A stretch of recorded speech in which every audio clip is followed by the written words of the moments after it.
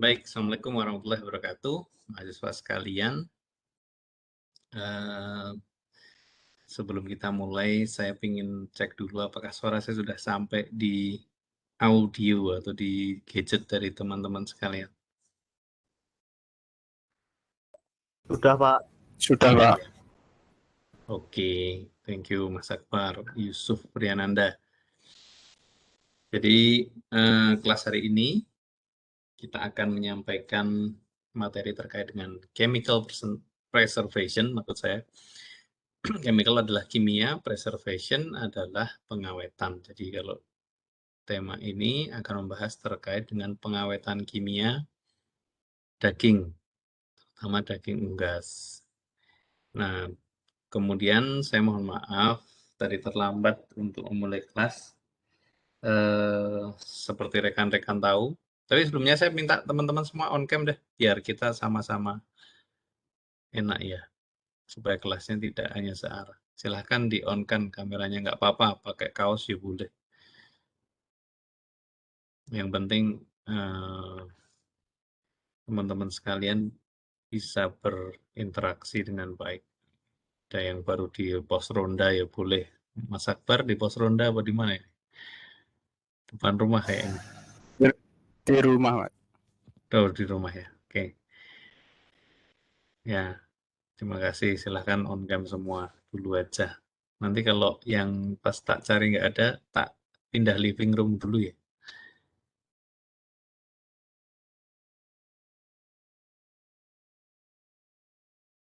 Oke, jadi saya mungkin tidak akan memulai kelas ini dengan langsung teori, tapi kita ngobrol sedikit karena seperti rekan-rekan tahu bahwasanya saat ini kita baru dalam kondisi berduka. Jadi ada yang layat kemarin, ada yang takziah ke rumah Pak Dekan atau ke Balerum, ada nggak ya dari mahasiswa kita yang ada di Jogja mungkin? Pak, yang takziah ke sana, Pak. Oh ada, oh iya. Ya, Pak. Mas Lubi bareng-bareng kemarin sama teman-teman. Betul, Pak. Oh iya. Oke, pertama saya ucapkan terima kasih. Yang kedua saya mohon juga doanya untuk Pak Dekan kita, Profesor I Gede Suparta Budi Satria. Jadi ini meskipun ya hubungan dari teman-teman dengan kami itu kan bisa jadi tidak lama, boleh jadi hanya 4 tahun lah. Tetapi pastinya sebagai dosen yang juga harus berlaku sebagai guru, kita perlu saling berinteraksi. Bagaimana kita juga merasa terikat, merasa ada korsa atau kekeluargaan di antara Sivitas Akademika Fakultas Peternakan. Jadi Prof. Gede atau Pak Dekan kemarin di pendet atau meninggal dunia pada waktu perjalanan menuju Jakarta untuk perpanjangan visa. Jadi mau ke Belanda ceritanya itu, mau ke Belanda karena beliau adalah lulusan Wageningen University. Nah, kalau rekan-rekan tahu namanya Wageningen University itu universitas terbaik untuk agro atau peternakan. Itu nomor 1 di dunia. Letaknya ada di ya pastinya di Wageningen, tapi dia di ujung sebelah utara ya. Memang agak kampusnya agak jauh, harus dulu bahkan perlu transport sendiri, kereta kalau nggak salah. Sehingga istilahnya memang daerah rural ya. Karena memang pertanian, peternakan kan ada di situ. Nah, Wageningen ini kalau teman-teman cek di Google itu fokus sekali terhadap produk-produk pertanian maupun peternakan. Termasuk juga pengawetan makanan. Jadi nggak hanya pengawetan daging, dia mengawetkan sayur-sayuran, kemudian buah-buahan, Jadi meskipun kampusnya itu terpencil, tetapi menghasilkan lulusan dan juga ilmu-ilmu terbaik atau jurnal-jurnal terbaik di bidang agro atau di bidang agriculture. Nah, kebetulan saya itu mengenal Prof. Gede itu agak lama ya, karena kebetulan saya dulu asisten di lab beliau. Kemudian sering sekali bareng dalam kegiatan di FAO. Jadi kita dulu bantu beliau mengerjakan programnya FAO. FAO seperti teman-teman tahu itu lembaga di bawah PBB ya, yang khusus menangani pangan, terutama di Klaten. Nah, di Klaten itu dulu ada satu kampung yang dibina, diberikan mesin pengering karena kalau musim hujan biasanya kesusahan untuk membuat kerupuk. Nah, mungkin ada yang dari Klaten nggak ya? Clayton. Ada yang dari Clayton? Nggak ada. Waduh, masa nggak ada yang dari Clayton? Klaten itu biasanya banyak yang pinter-pinter.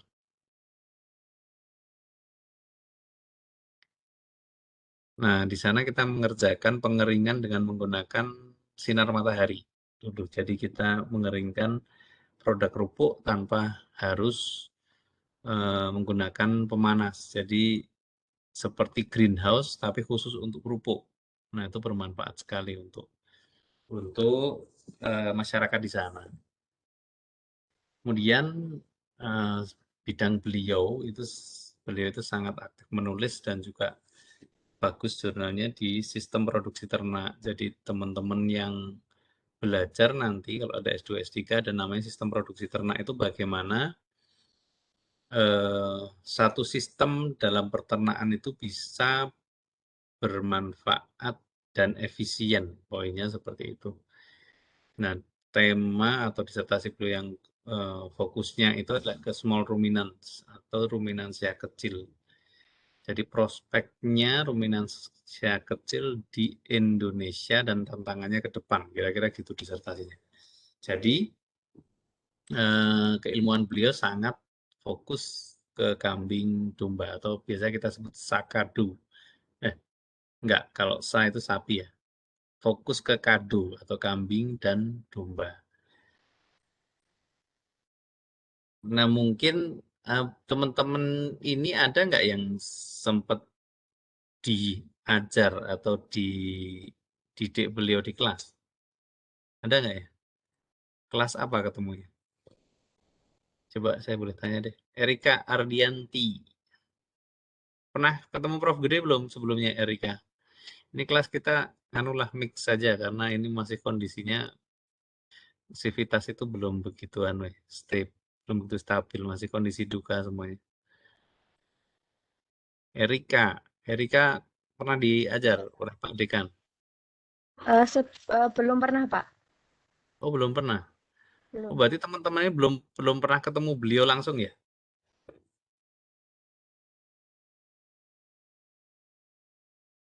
Belum ya?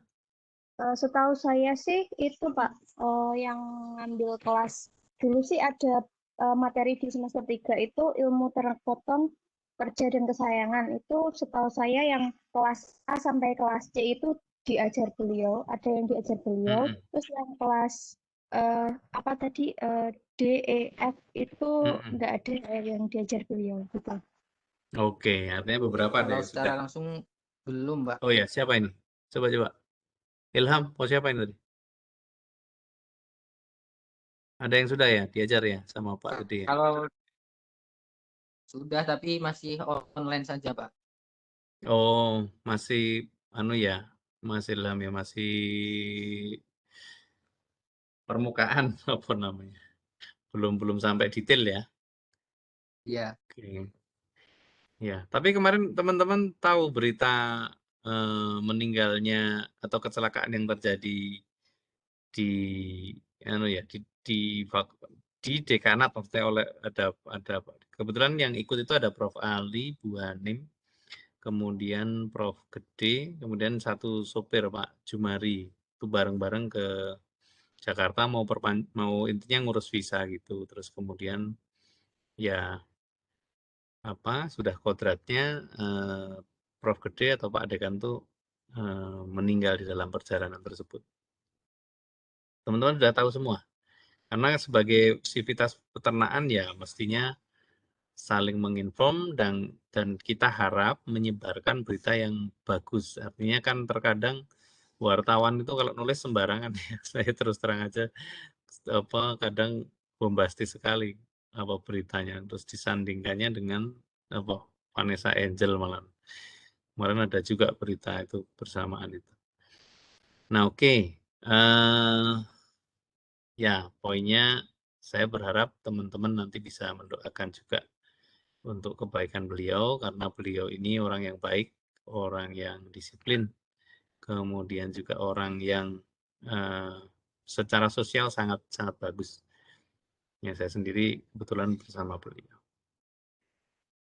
Oke, kemudian hari ini kita lanjutkan ke materi terkait dengan preservasi kimia.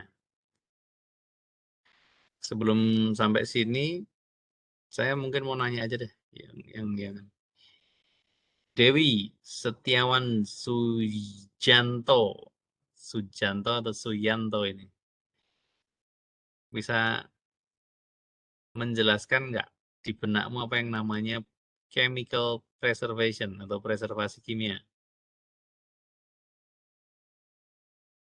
Di benak saya itu Pak, Masih mute. penyajian dengan menggunakan bahan Oke. kimia Pak. Penyajian? Sorry Dewi, apa? Preservasi, oh ya, Diulang Dewi. preservasi. Itu pengawetan menggunakan bahan kimia Pak. Pengawetan, oke. Good. Oke, benar. Jadi kita mau membahas terkait pengawetan dengan menggunakan bahan kimia. Nah, semoga sudah terlihat ini di teman-teman. Nah, apa sebenarnya yang dimaksud dengan pengawetan dengan kimia itu? Nah, itu adalah penggunaan bahan kimia untuk pengawetan tentunya. Pada umumnya yang digunakan itu adalah bahan-bahan seperti garam. Karena garam itu nanti bisa juga garam itu dikombinasi misalkan dengan nitrit. Jadi ada yang menyebut garam nitrit. Bentuknya garam, rasanya asin, tapi kandungannya tidak hanya Na dan Cl, tetapi ada nitritnya. Nah, garam ini dikenal dari zaman dulu untuk mengawetkan makanan, terutama juga untuk daging. Karena apa? Keunggulan yang pertama, dia bisa menurunkan water activity atau aktivitas air. Sebagai contoh, kalian tambahkan aja garam itu ke daging yang sudah di grinding. Nah, itu nanti dia akan menurunkan water activity-nya sehingga bakteri itu tidak bisa tumbuh. Karena bakteri kan butuh air ya sebagai media tumbuh. Sedangkan kalau media airnya itu diintervensi, misalkan water activity-nya menjadi turun, aktivitas air yang menjadi turun, aktivitas air itu adalah ya kemampuan di dalam daging atau aktivitas di dalam daging terkait dengan air yang digunakan oleh mikrobia untuk tumbuh. Kalau itu rendah, misalkan di bawah 0,85, itu artinya bakteri akan susah sekali tumbuh karena dia butuh air poinnya. Kemudian seperti asap pun itu juga termasuk preservasi kimia. Jadi sudah semenjak berabad-abad yang lalu pengawetan dengan metode pengasapan dan pengeringan, karena pastinya biasanya kalau diasap itu menggunakan panas, panas akan mengeringkan produk. Itu bertujuan untuk memperlama masa simpan produk.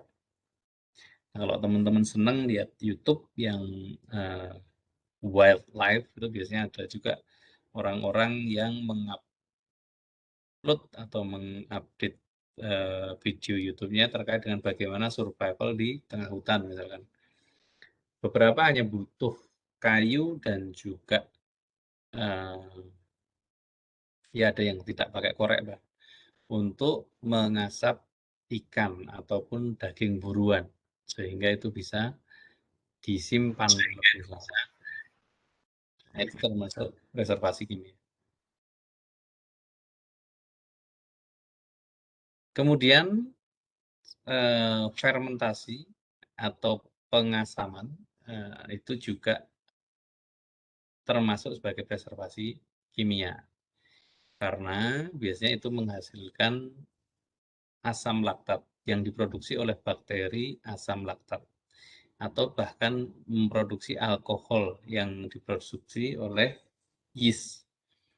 Nah, ini biasanya jadi produk-produk yang enak kalau di dunia makanan. Sebagai contoh, asam laktat pada kimchi Korea dihasilkan oleh bakteri asam laktat, itu juga bisa awet bahkan tahunan. Nah, cerita sedikit karena terkait juga dengan fermentasi. Kalau di Korea itu kalau sudah mendekati musim dingin atau waktunya musim dingin tuh waktunya menampung lobak ataupun juga sawi yang ada di ladang. Jadi mereka biasanya berladang itu di depan rumah. Nggak seperti kita ya, kalau kita kan tergantung petani. Kalau mereka nggak, mereka punya rumah ya rata-rata ya. Kalau di daerah pedesaan ya punya ladang untuk menanam sawi, ada lombok, ada tomat, dan lain sebagainya. Jadi negara maju itu bukan berarti isinya gedung dan apa modernitas ya, tapi negara maju itu adalah negara yang sufisien, yang bisa memenuhi kebutuhannya sendiri. Jadi kalau di Korea dulu itu menariknya gini, kalau adik-adik itu punya ladang, kemudian menanam sawi, nanti setiap panen itu sudah ada yang datang dari, kalau kita Indomaret, kalau di sana namanya Family Mart atau Famima itu istilahnya, itu mereka mengambil produk itu untuk dikumpulkan.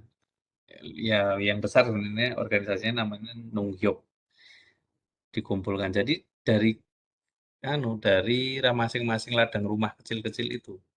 Tapi hasilnya bagus, artinya produksi sawinya itu bagus sehingga meskipun skala kecil mereka ngurusnya tenanan. Dan itu nanti dipak langsung dijual di toko pertanian khusus. Nah, silakan ya teman-teman kalau punya ide suruh lulus peternakan itu jangan hanya jadi pegawai bank. Ide-ide seperti itu perlu. Saya pengen punya toko peternakan khusus atau pertanian khusus sehingga orang kalau butuh produk-produk bisa ke saya, bisa saya kirim, bisa saya via online, itu akan lebih bagus. Nah, kimchi itu fermentasinya sederhana sekali, dia hanya butuh, saya pernah ikut kelasnya itu di sana. Ya poinnya sebenarnya ya kalau orang Indonesia mengistilahkan itu sawi bosok istilah karena ya memang sebenarnya apa keren itu kan karena berasal dari Korea. Sebenarnya kalau di Indonesia mungkin kalau yang buat orang Indonesia belum tentu kita mau makan ya. Karena prosesnya itu sebenarnya adalah menambahkan berbagai macam substance seperti udang kering, rebon, kemudian bubuk cabai, kemudian itu tadi ada bakterinya juga. Poinnya nanti itu akan terfermentasi ketika ditutup dalam satu wadah kendi. Nah, kendinya itu ditanam di dalam tanah kalau musim dingin supaya gampang seperti itu. Jadi nanti kalau butuh mau ngambil tinggal dibuka tanahnya, kemudian diambil kimchinya untuk dimakan. Nah, bakteri yang tumbuh itu nanti akan menghasilkan warna yang menarik karena kombinasi dengan gochujang atau kombinasi dengan bubuk cabai tadi warnanya merah sehingga terlihat malah menarik. Nah, fermentasi yang bagus nanti kalau rasa kimchinya itu manis. Manis dan sawinya cukup lembek ya. Nah, itu mahal nanti kalau yang sudah jadinya bagus. Kan jadi bagus itu karena dipengaruhi satu bakterinya, kedua bahan-bahannya, dan juga prosesnya. Nah, sekarang karena sudah negara maju, mereka ganti, tidak ditanam di tanah lagi. Mereka punya namanya kulkas khusus kimchi. Nah, itu hebatnya negara maju itu mereka menghargai tradisi kebudayaan mereka sendiri. Karena yang mahal dari setiap negara itu bukan itu tadi, gedung-gedungnya dan lain sebagainya, tapi yang khas dari negara itu, yaitu kebudayaan dan tradisi. Nah, di Indonesia saya belum lihat tuh kita punya produk apa yang tidak sama dengan negara lain. Oh ada Pak, misalkan di Papua, dendeng rusa, misalkan. Oh ada Pak di misalkan di mana ya? Di Tanah Toraja, ada Pak itu yang makanan di dalam bambu, kayak darah babi misalkan. Nah itu kan khasnya Indonesia, tapi pastinya kan masing-masing daerah punya khas makanan masing-masing. Nah itu menurut saya yang mahal dari Indonesia yang perlu di preserve juga, artinya perlu dilestarikan. Karena kalau kita selalu melihat modernitas hanya dari gedung-gedung pencakar langit maupun juga apa ya, hal-hal yang berbau beton itu saya kira malah kehilangan keunikan dari negara tersebut. Oke, kemudian lanjut. Kalau alkohol ini bisa juga dalam pembuatan wine. Itu juga menggunakan chemical preservation. Jadi wine bisa sangat lama untuk disimpan itu karena ada preservasi kimianya.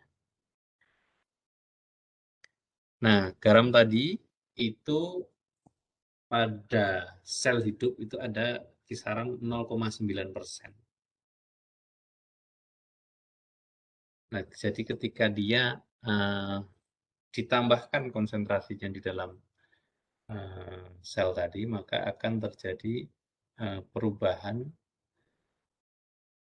pada kondisi isotoniknya. Nah, saat garam ini ditambahkan di lingkungan tersebut, air itu akan keluar dari sel atau lisis dan akan menyeimbangkan diri kira-kira karena adanya penambahan garam tadi. Sehingga mikrobia itu nanti cenderung akan kesusahan karena tadi water activity-nya akan turun. Dan bisa dihambat pada level 2%. Jadi kalau mau mengurangi pertumbuhan bakteri, maka boleh ditambahkan level garam sampai dengan 2%. Nah ini garam ini selain nanti juga bisa menghambat bakteri, juga jamur dan juga renek lainnya ya. Selain garam, ada yang namanya di food science itu disebut dengan humectant atau HUMECTANTS, humectant. Humectant itu adalah bahan-bahan kimia pengganti gula. Karena gula sendiri itu juga mempunyai fungsi menurunkan water activity atau aktivitas air. Jadi aktivitas air pada produk bisa diturunkan dengan penambahan gula.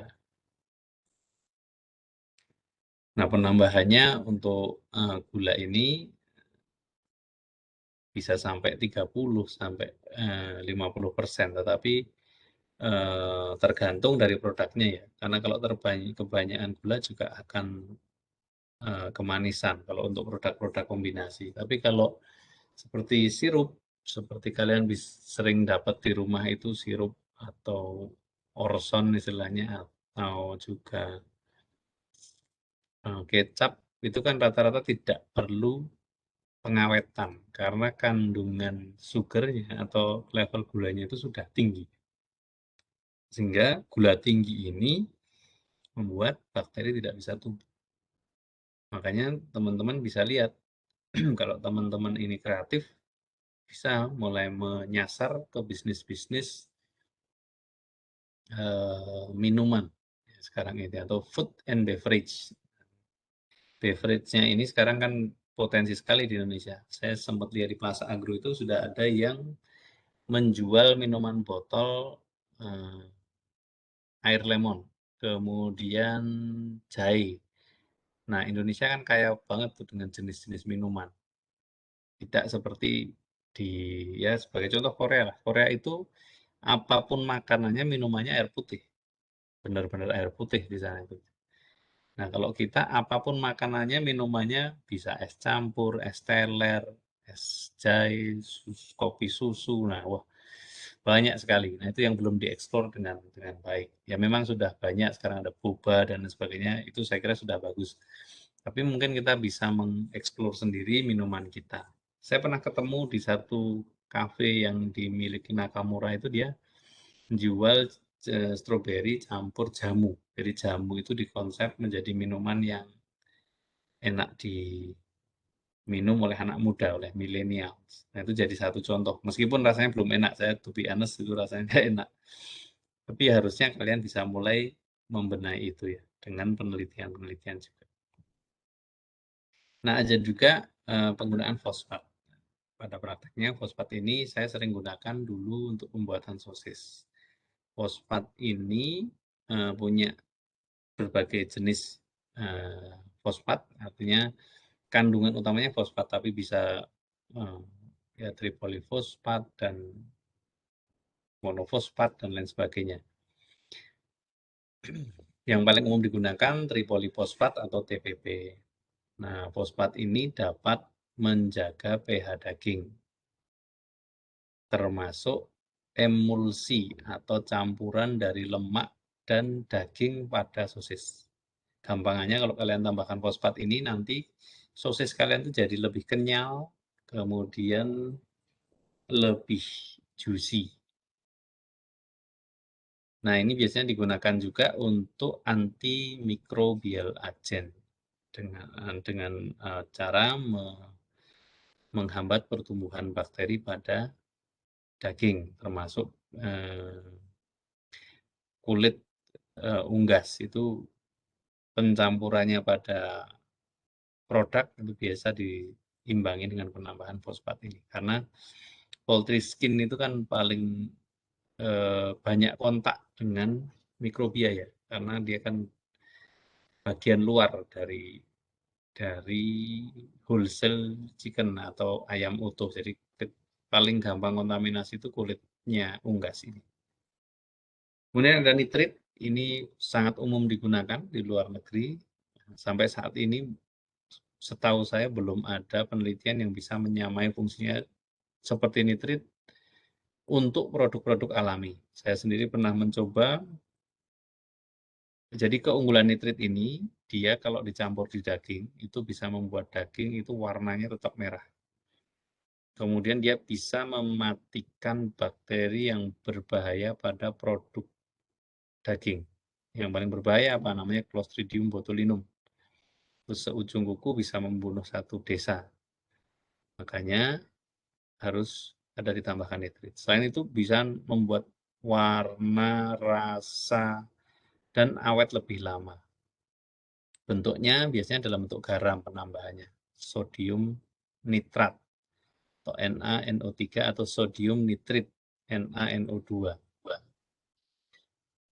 Nah, kedua jenis substan ini, senyawa ini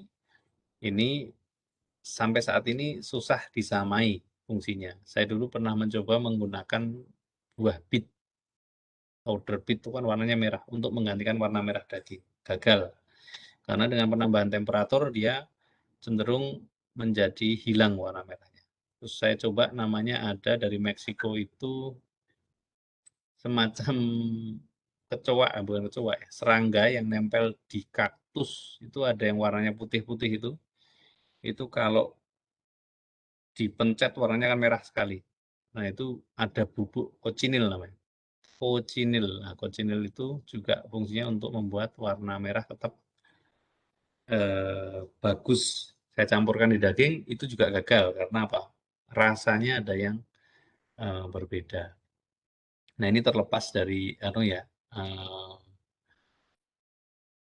halal tidaknya, karena itu termasuk serangga yang boleh dikonsumsi atau tidak pada waktu itu lebih kepada penelitian, jadi tidak saya konsumsi.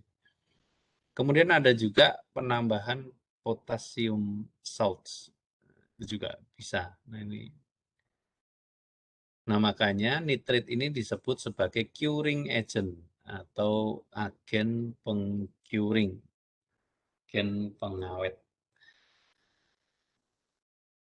Fungsi utamanya tadi saya sebutkan, mencegah pertumbuhan bakteri yang sangat berbahaya namanya Clostridium botulinum. Menstabilkan warna merah atau warna pink pada daging dengan membentuk nitrosohemokrom kompleks. Ditambah ini maka dia akan membentuk nitrosohemokrom kompleks pada daging sehingga dagingnya menjadi awet warna merahnya. Dikunci istilahnya. Kemudian menambah rasa menjadi lebih enak serta mencegah oksidasi. Nah, biasanya ini disebut juga off odor oksidasi ini karena apa? Baunya menjadi off atau menjadi tengik.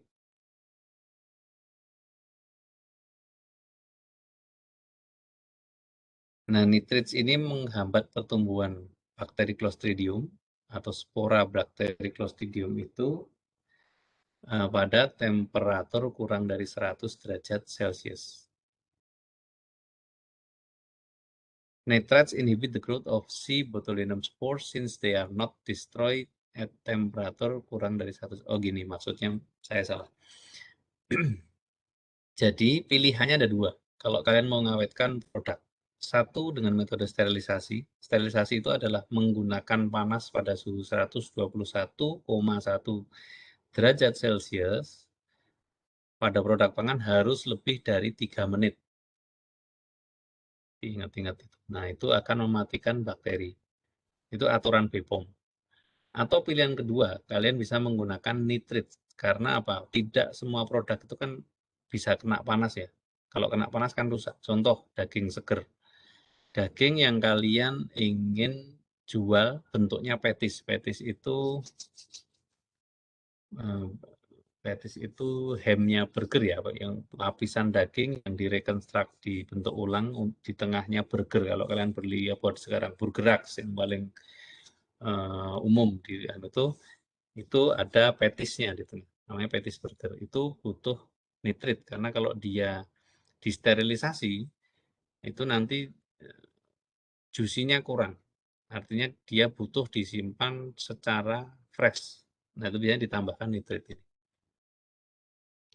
Nah, zat aktif pada nitrit ini adalah nitric oxide atau NO yang mencegah Clostridium tadi.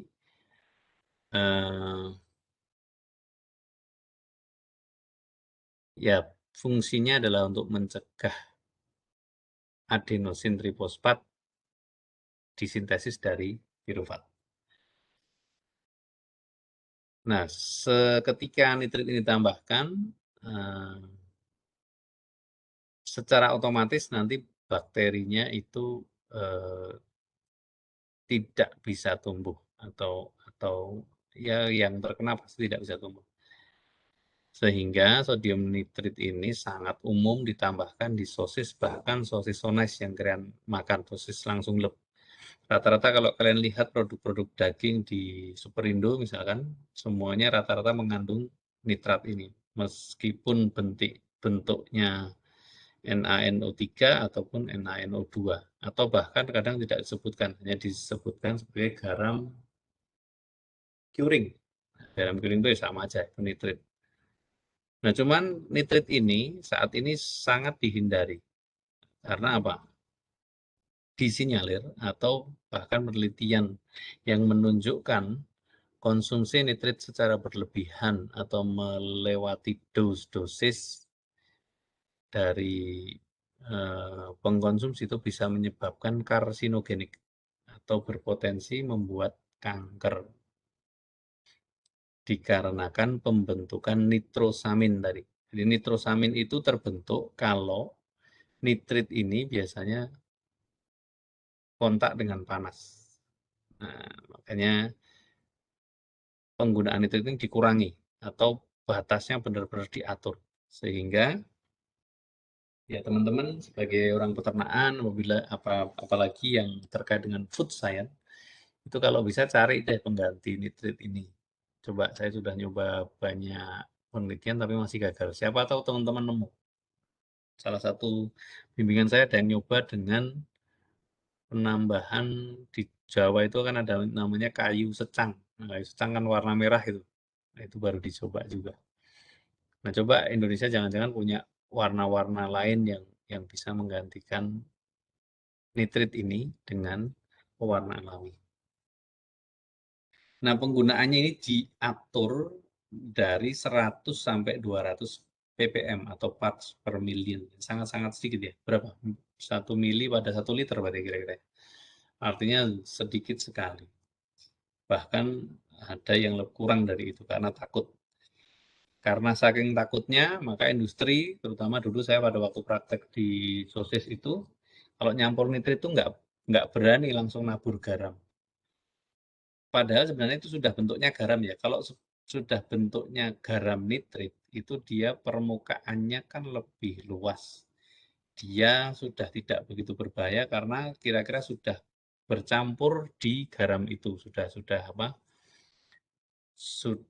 terpisah atau sudah terdiverse lah kira-kira di garam itu. Tapi kita aja masih takut, sehingga perlu apa? Kita larutkan dulu di air.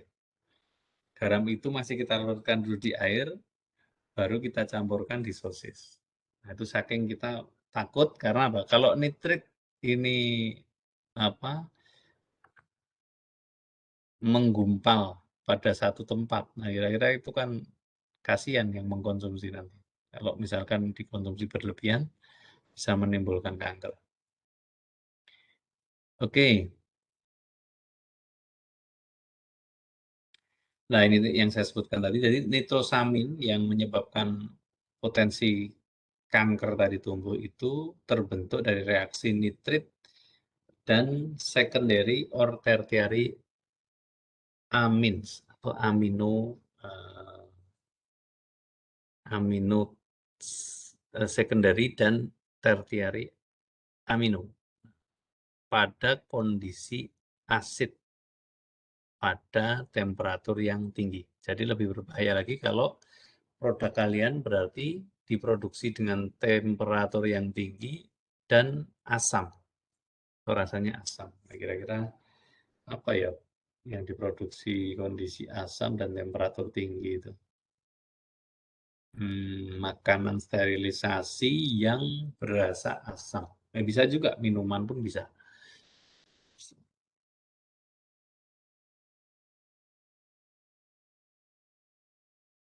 Nah, ada juga yang lain yang digunakan biasanya untuk mengimbangi nitrit ini. Jadi seperti penambahan askorbat atau ini kalau kita kenal itu vitamin C. Jadi penambahan vitamin C sekitar 500 ppm itu biasa digunakan secara cepat untuk ya mengurangi resiko dari nitrit ini. Jadi mencegah pembentukan nitrosamin tadi. Jadi fungsi dari vitamin C ini seperti kita tahu lebih kepada antioksidan. Makanya vitamin C ini banyak digunakan untuk mencegah ketengian ataupun juga penurunan kualitas makanan. Bahkan mencegah penuaan. Ada yang disuntik vitamin C supaya awet muda. Nah, awet muda tapi tidak awet hidupnya kan beda ya, itu sudah beda konteks. Disuntik vitamin C supaya putih, itu kan sekarang umum sekali di artis-artis. Nah, itu karena fungsi vitamin C sebagai antioksidan. Dan bentuk asam askorbat ini kan sebagai vitamin C imitasi ini kan banyak di laboratorium bentuknya seperti kristal itu dijual bentuk botolan itu kan banyak sekali. Termasuk minuman soft drink yang mengandung vitamin C kalian itu rata-rata bukan vitamin C alami ya. Makanya kalau saran saya konsumsilah vitamin C yang alami dari buah, karena ada sinyalir tertentu bahwasanya juga vitamin C yang imitasi ini dalam jangka lama bisa menyebabkan juga potensi kanker tadi. Nah, overall nitrit ini dikenal sebagai bahan pengawet yang baik, tentunya juga mencegah foodborne disease risk, karena ini juga bisa mencegah tadi Clostridium botulinum untuk tumbuh pada makanan kaleng. Sebagai contoh, makanan kaleng itu yang harus hati-hati di antisipasi pertumbuhannya adalah Clostridium botulinum.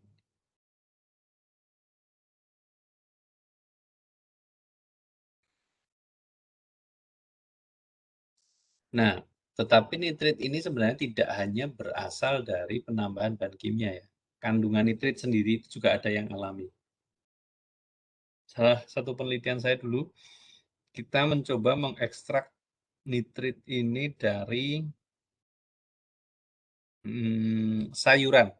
Jadi sayuran itu banyak yang mengandung nitrit. Seperti apa itu kalau yang ditambahkan di mie ayam yang dipotong-potong itu, yang panjang-panjang warnanya hijau itu apa itu? Saya lupa. Nah itu juga bisa diekstrak nitritnya, tapi kandungannya sangat kecil, makanya biasanya masih di industri besar itu menggunakan nitrit kimia, nitrit imitasi maksud saya. Nah, acid ini juga bisa digunakan untuk mengawetkan makanan, bentuknya bisa dalam citric acid atau citrus buah. Nah, bisa digunakan pada produk secara langsung untuk marinasi, bahkan untuk mencuci atau dispray langsung pada produk, atau bahkan bisa diproduksi dari hasil fermentasi, yaitu asam laktat pada kimchi, pada fermentasi sosis summer. Sosis summer itu nama salah satu sosis dari bahan dan bentuk tertentu, ada yang namanya summer sosis. Nah, beberapa asam ini dapat secara efektif menurunkan pH dan menghambat pertumbuhan bakteri. Nah, penghambatannya itu ditentukan dari tipe bakterinya dan konsentrasi dari tadi asam yang digunakan. Nah, tentunya penggunaan asid itu untuk memperlama masa simpan. Seperti saya sampaikan di awal tadi, kimchi bisa awet setahun itu karena apa? Karena kondisi asam pada kimchi tersebut. Jadi, kalau bakteri asam laktat itu memproduksi asam laktat, itu bisa bersifat bakteriosin. Bakteriosin yang akan menghambat pertumbuhan bakteri lainnya, atau bahkan mematikan bakteri selain bakteri asam laktat.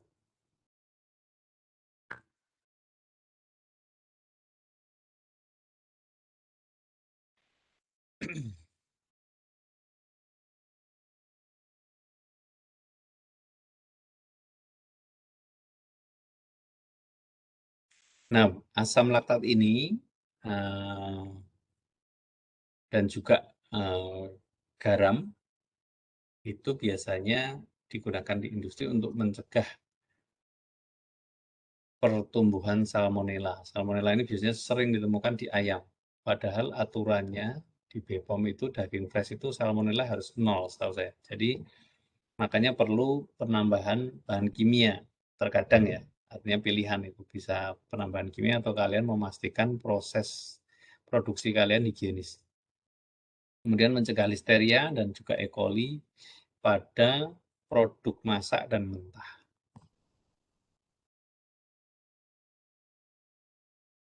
Nah, bisa juga kombinasi antara ultraviolet dengan potasium laktat dan juga sodium diasetat. Ini yang dinamakan hurdle teknologi. Jadi apa sih hurdle teknologi? Hurdle teknologi itu dari kata hurdle, penghambat. Teknologi menghambat. Menghambat apa? Menghambat mikrobakteria.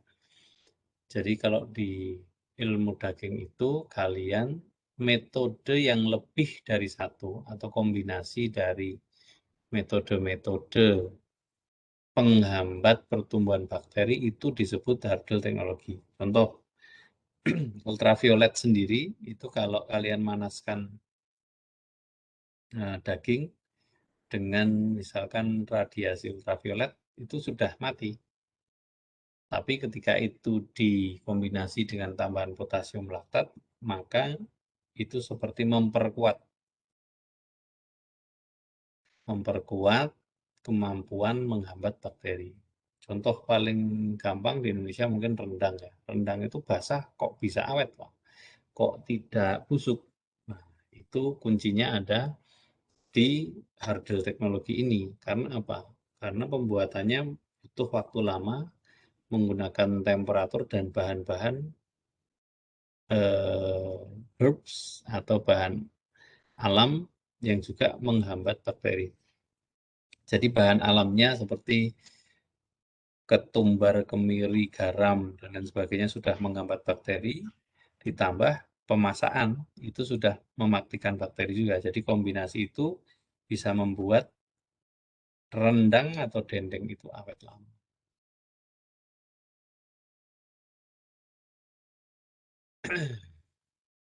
Oke, berbicara terkait dengan spices dan vegetables. Tadi sempat saya singgung di depan sedikit. Spices atau herbs atau juga bumbu-bumbu itu juga bisa untuk mengawetkan makanan. Maka disebut juga itu termasuk dalam preservasi kimia, termasuk penggunaan ekstrak sayuran. Karena tanaman sendiri itu bisa memproduksi senyawa-senyawa yang berbeda yang melindungi tanaman tersebut dari serangan bakteri. Jadi Tuhan itu sudah sangat baik ya. Kita pun juga punya kemampuan seperti itu. Jadi tanaman pun diberikan produksi kimia tertentu untuk menghambat bakteri. Nah, biasanya itu bentuknya seperti fenol atau juga asam atau alkaloids atau quinones atau flavanols dan lectin. Nah, senyawa-senyawa fenolik ini biasanya bisa menghambat bakteri atau berfungsi sebagai antimikrobial. Nah, ini ada di mana saja, Pak? Banyak. Paling gampang itu dekat kita bawang. Nah, bawang itu punya senyawa fenolik yang tinggi, sehingga kalau itu kalian gunakan di masakan, maka masakan kalian kira-kira juga memiliki fungsi antimikrobia atau kira-kira tidak mudah busuk.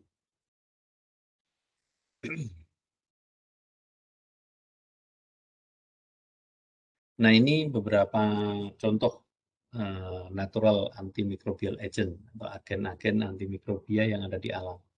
Beberapa yang pernah saya gunakan untuk penelitian oregano itu mengandung carfacrol dan timol. Itu bentuknya beli di Superindo aja ada itu dah. Botolan kecil itu. Bentuknya seperti daun kering yang diremes-remes. Nah, itu ada oregano. Kemudian ada sage, itu juga mirip bentuknya seperti daun yang di grinding. Dijual bebas ini. Dan dia mengandung timol dan eugenol. Kemudian di kita di Indonesia ada cloves atau tembakau ya.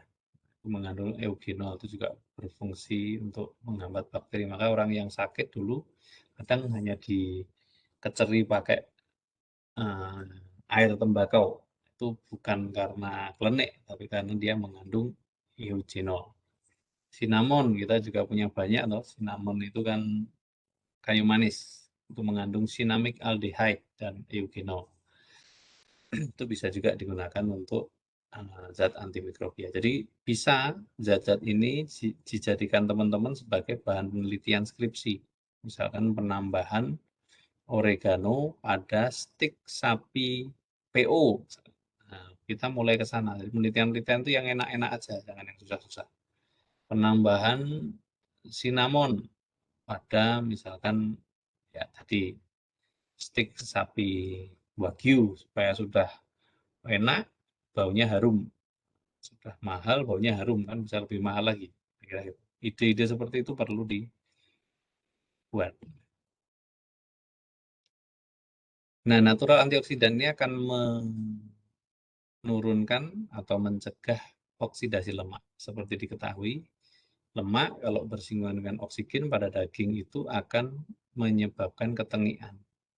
Hanya daging yang expose terlalu banyak dengan oksigen, cenderung dia lebih cepat rancid atau tengik.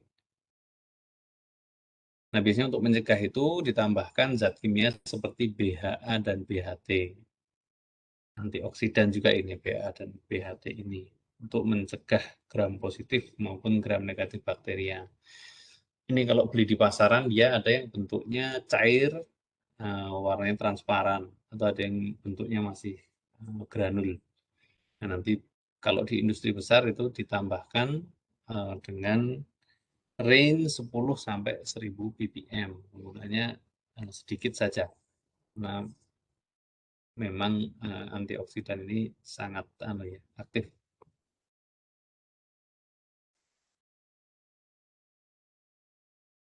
Nah, bakteri seperti Salmonella, Staphylococcus, Bacillus cereus ini bisa dicegah dengan penggunaan BHA-BHT, konsentrasinya lebih besar dari 500 ppm.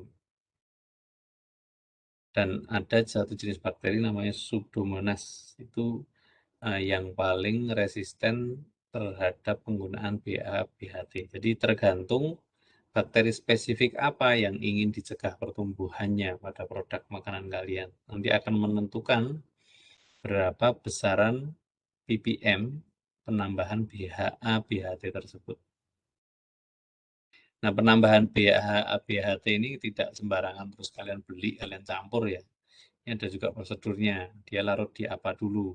Belum tentu ini larut di air. Artinya ada juga yang perlu processing, dia harus dicampur dengan misalkan alkohol dan lain sebagainya.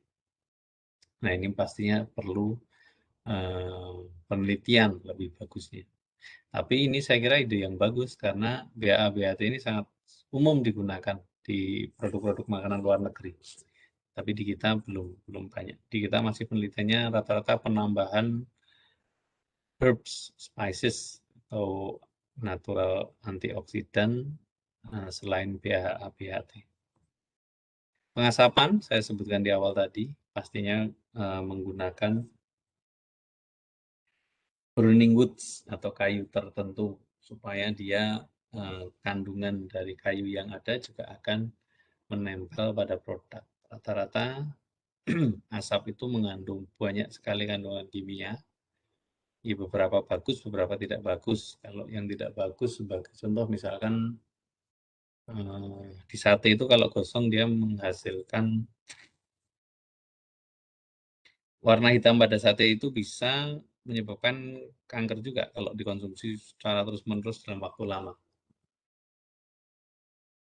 Nah, sedangkan kandungan-kandungan yang bagus seperti fenol, ada keton, ada aldehyde, dan juga organic acid. Nah, fenol sini yang paling berkontribusi pada pengawetan, kemudian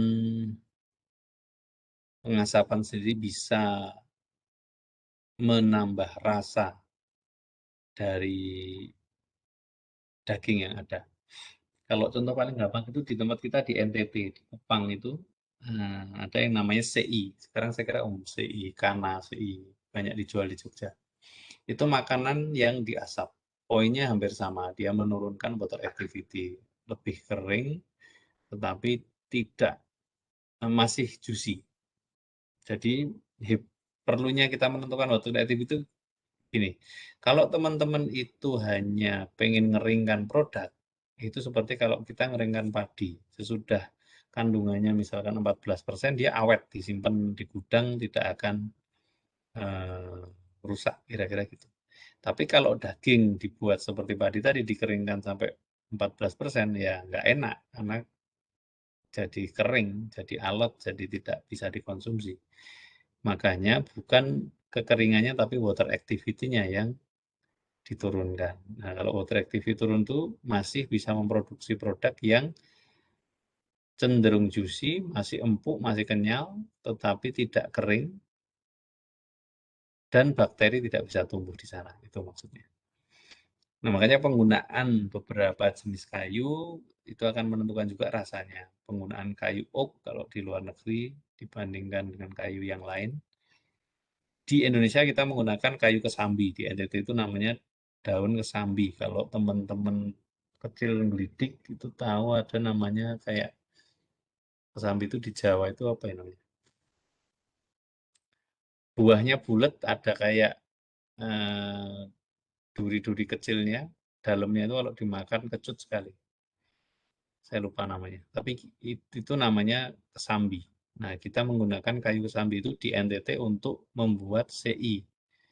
Jadi caranya dipanggang di atas kayu itu, nanti diasapi, kemudian dilapisi dengan daunnya juga supaya menimbulkan rasa yang khas.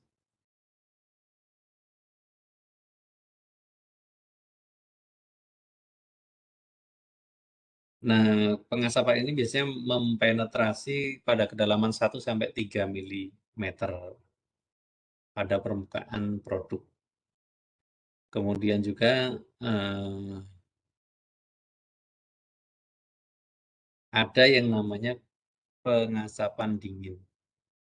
Pengasapan dingin itu rata-rata kalau kalian buka YouTube itu ada di luar negeri itu menggunakan pengasapan dingin. Dia menggunakan bahan-bahan dingin, bisa jadi dengan menggunakan misalkan cube CO2 dan lain sebagainya. Poinnya supaya daging itu tidak menurun kualitasnya secepat dengan hot smoking. Oke, tadi saya sebutkan di depan ada fungsi bakteriosin ya. Jadi mikroorganisme itu naturalnya memproduksi antibiotik dan bakteriosin untuk membunuh mikroorganisme lain. Jadi ini pertahanan dirinya bakteri itu dia memproduksi bakteriosin ataupun antibiotik. Nah, lactic acid bakteria itu bisa memproduksi bakteriosin dan juga asam laktat yang mencegah pertumbuhan patogen atau bakteri lain selama fermentasi. Contoh pembuatan salami. Salami itu kayak sosis tapi ada pengisinya. Nah, bakteriosin ini biasanya berfungsi spesifik dan spektrumnya tertentu ya. Nah, contoh bakteriosin ini adalah nisin. Nama produknya nisin itu adalah contoh bakteriosin yang banyak digunakan pada industri pengawetan makanan dan diperbolehkan selama ini di 50 negara. Nah, di sini keunggulannya dia heat stable atau stabil pada suhu panas, excellent storage stability atau selama penyimpanan itu dia punya kestabilan yang bagus, tidak menimbulkan kerusakan bau dan juga rasa, dan tidak berbahaya bagi manusia. Jadi termasuk di dalam food grade chemical atau GRAS, generally recognized as safe chemical ya. Nah, nisin ini is considered to be a class 1 bakteriosin sebagai andalan pengawetan makanan dari bakteri. Nah, contoh lain seperti penisilin itu yang sangat terkenal sampai sekarang meskipun penemuannya itu tidak disengaja oleh penemunya sendiri, tetapi sampai sekarang digunakan untuk menyembuhkan luka, kemudian di perang ini sangat digunakan ya. Nah, dia intinya untuk mencegah istilahnya di Jawa itu gudik ya, nah, itu perlu ditambahkan penisilin, bisa disuntikkan juga. Nah, tetapi ini di hewan-hewan ternak ini sangat tidak disarankan penggunaannya. Jadi seperti kita tahu sampai saat ini di industri broiler itu yang perlu menjadi perhatian dari teman-teman peternak adalah penggunaan antibiotik yang berlebihan. Karena antibiotik berlebihan akan tertinggal di daging residunya. Nah, kalau kita makan secara berlebihan, maka itu akan terdekompos di tubuh kita. Kalau terdekompos di tubuh kita, artinya tubuh kita itu bisa berfungsi antibakteri. Padahal tidak semua bakteri itu jahat. Kita butuh bakteri di perut kita, di organ pencernaan kita untuk mendegrade makanan ya. Jadi kalau tadi antibiotik banyak terdekompos di tubuh, maka banyak bakteri bagus juga akan mati. Dan itu tidak bagus. Karena akan dalam jangka panjang pun malah merusak kekebalan tubuh kita sendiri. Oke, sampai sini saya tanya dulu deh. Kita sampai jam berapa ya kuliah ya? Masih disimak nggak ya? Jangan-jangan tinggal tidur saya. Dewi Setiawan, Ilham Hardiansyah. Sampai jam berapa Mas Ilham? Iya, Pak. Sampai jam berapa kuliah kita? 10.55 ya? Iya, biasanya 2 SKS. Oke, Sampai 10.55. 10.55. Oke, ya, saya lanjutkan.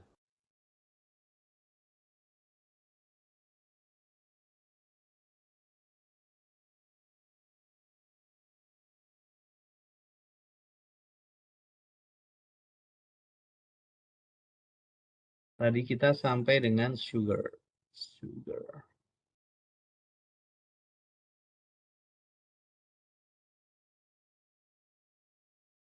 Oke. Yang masih berapa ini? Banyak banget. Saya percepat aja karena waktunya tidak begitu banyak. Gula. Gula ini termasuk ke dalam preservasi kimia, sama juga seperti garam, karena fungsinya adalah menurunkan water activity. But main difference between them is the required relative konsentrasi. Jadi perbedaannya pada penggunaan konsentrasinya. Jadi sugar ini biasanya lebih banyak digunakan tidak masalah daripada garam. Karena kalau garam ini di makanan kalau terlalu banyak ya resiko kesehatan, darah tinggi dan lain sebagainya. Makanya orang mencegah sekarang itu makan dengan konsentrasi NaCl yang tinggi. Nah, sugar atau gula ini biasa juga ada juga yang menyebutnya dextrose ditambahkan di fermentasi daging sebagai substrat atau sebagai makanan untuk bakteri ya.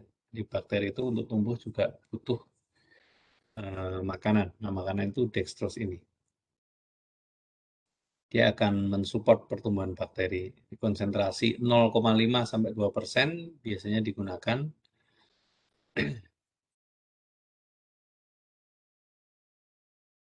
Jadi biasanya dextrose yang diberikan tadi bisa hilang keseluruhan menjadi asam laktat atau juga beberapa masih tertinggal di produk makanan.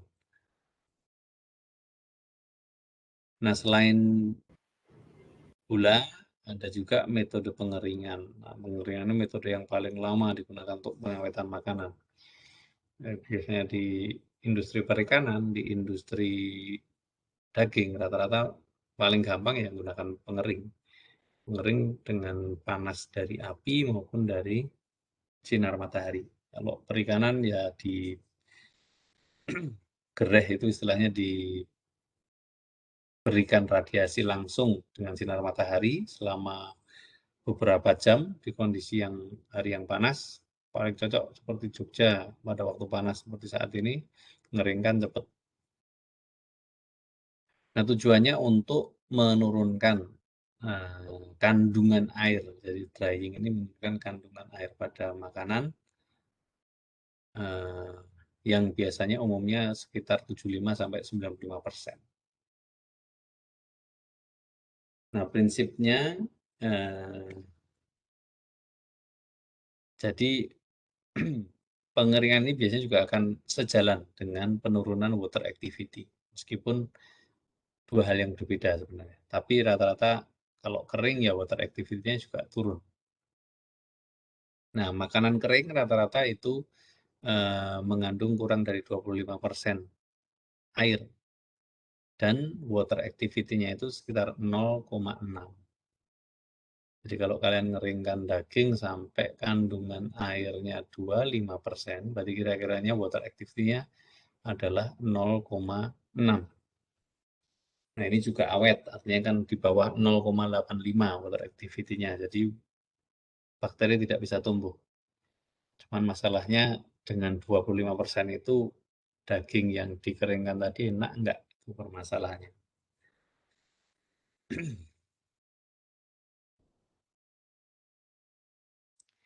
Nah, makanan yang masih cukup basah, kemudian kandungan water activity-nya di bawah 0,85, kemudian mengandung air 15-50%, itu biasanya disebut intermediate moisture food. Intermediate moisture food ini contohnya apa, Pak?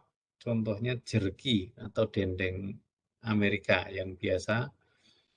Jerky itu seperti dendeng yang disimpan di udara terbuka bisa, kemudian bisa langsung dikonsumsi. Itu kandungan airnya kisaran masih di 15-50%, tetapi water activity-nya kurang dari 0,85. Contoh lebih gampang lagi, makanan anjing. Makanan anjing yang ada di mall, misalkan kalian yang beli yang mahal-mahal, itu rata-rata sebenarnya konsepnya sama dengan dendeng ini. Jadi dia kenyal seperti daging, tapi kering. Nah, tapi water activity-nya rendah, cenderung kering. Nah, itu dijual harganya mahal-mahal. Jadi silahkan teman-teman kalau yang tertarik meneliti makanan anjing, besok bisa buat penelitian skripsi pembuatan makanan anjing, misalkan dengan metode pengeringan dan metode pengeringan basah itu namanya.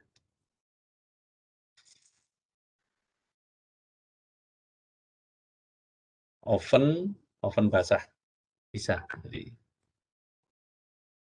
nah, drying ini biasanya mengurangi sekali biaya karena kalau penggunaan matahari yang sampai saat ini dilakukan banyak negara, tidak berarti itu tidak modern ya. Jadi petani kita itu lebih cerdas. Golek yang murah wae, yang murah ono tak golek sing larang. Nggak perlu alat-alat mahal, dengan matahari sudah bisa ngeringkan. Nah, air drying itu pengeringan udara. Ini sebagai contoh, kalau yang gampang yaitu tadi ngeringkan gereh di udara terbuka.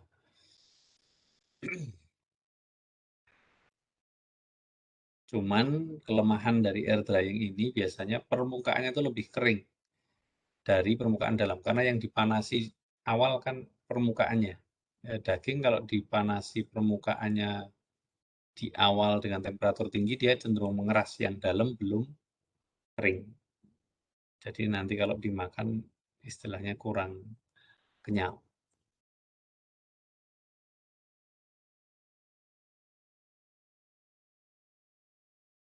Nah, penggunaan temperatur tinggi itu mempercepat pengeringan, tetapi biasanya kualitas dagingnya menurun karena merusak permukaan dan cenderung energi atau biaya energinya tinggi. Nah, digunakan mild drying atau pengeringan sedang, itu biasanya untuk mencegah hal tersebut. Jadi meningkatkan kualitas tetapi mengurangi ongkos. Nah, metode yang lain ada juga namanya metode freeze drying. Ini banyak digunakan di pembuatan susu bubuk. Jadi caranya paling gampang nih, susu itu di frozen kan, kemudian dimasukkan di freeze drying, nanti airnya itu menyublim sampai habis, tinggal nutrisi dan bahan-bahan keringnya. Sehingga itu kalau diayak saja udah jadi susu bubuk. Nah, ini industri-industri besar seperti Nestle, seperti di tempat kita Sariwisada itu rata-rata mesin utamanya ya freeze drying ini. Nah, di tempat kita punya, di Fakultas Peternakan, di ASLC itu alatnya lengkap sekali, hebat-hebat. Sekarang ada freeze drying, ada HPLC, ada texture analyzer. Sekarang kita cukup bangga dan hebat karena punya alat-alat yang maju. Nah, kandungan air yang produk yang masuk di freeze drying mesin ini biasanya kurang dari 5%. Sehingga bakteri juga susah tumbuhnya. Kandungan airnya rendah. Nah, tetapi produk dengan freeze drying ini masih susceptible atau mungkin untuk mengalami oksidasi lemak karena permukaannya kan semakin lebar. Kalau dia kering, menyublim, rata-rata kan ada lubang-lubang di produk tersebut. Nah, semakin banyak lubang, semakin luas luasan permukaannya. Makanya produk yang dihasilkan ini biasanya harus dikemas dengan baik. Makanan ini biasanya untuk makanan astronot. Jadi makanan astronot kalau keluar angkasa ini makanan yang di freeze drying. Contohnya pengen makan daging ya tidak bawa daging utuh kalau di luar angkasa. Bawanya daging yang di freeze drying. Sehingga rasa dagingnya ada tapi nggak perlu bawa airnya. Nanti kalau pengen di luar angkasa pengen apa ngerasakan daging yang berair, istilahnya ada jusinya, ya tinggal tambahkan air di situ. Sudah akan kembali menyerap air dan bisa dimakan.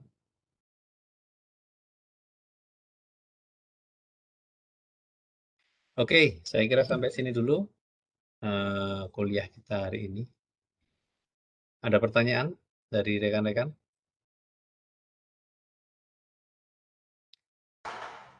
Oke, Pak izin bertanya. silakan kalau ada. Monggo, silakan. Ya, saya ingin bertanya terutama tentang natural antimicrobial agent. Tadi kan kalau misalkan lihat dari yang garam, fosfat atau nitrit itu kan bisa bisa dikombinasi. Nah, kalau misalkan natural antimicrobial ini bisa dikombinasi juga nggak Pak? Dari organ cinnamon itu bisa dikombinasi tambah. Terima kasih. Oke, itu saja pertanyaannya Mas Rivaldo. Iya Oke, Pak, itu saja. terima kasih sebelumnya pertanyaannya Mas Rivaldo. Pertanyaan yang bagus sekali. Saya kira ini berarti kuliah saya cukup menarik untuk disimak ya. Jadi gini, prinsip Hurdle teknologi itu adalah kombinasi untuk menghambat pertumbuhan bakteri. Berapa kombinasi? Yang jelas lebih dari satu ya, namanya kombinasi. Nah, kalau Mas Rivaldo menggunakan herbs misalkan atau tadi sebagai gampangnya gini, contoh misalkan sosis dengan penambahan cinnamon misalkan, supaya satu fungsi antioksidannya ada, dua lebih wangi sosisnya. Misalkan, kan ini bebas saja namanya ide kok.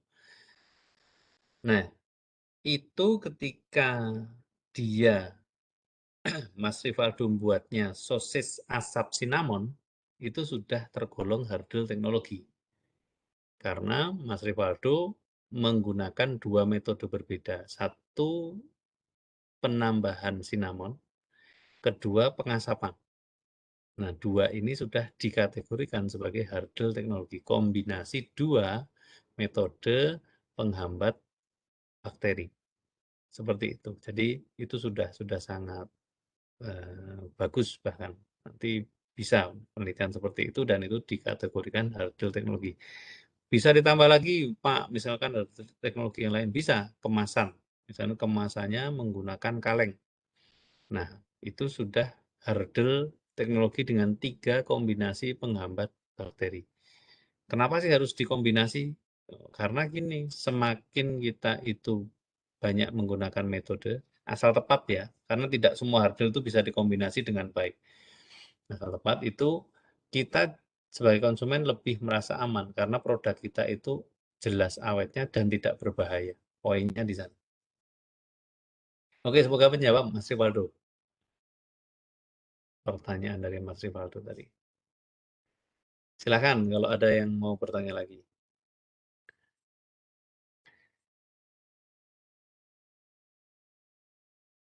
Oke, kalau tidak ada, saya kira kita cukupkan sekian dulu kuliah kita pada pagi hari ini. Terima kasih atas kehadiran teman-teman. Jangan lupa untuk absen.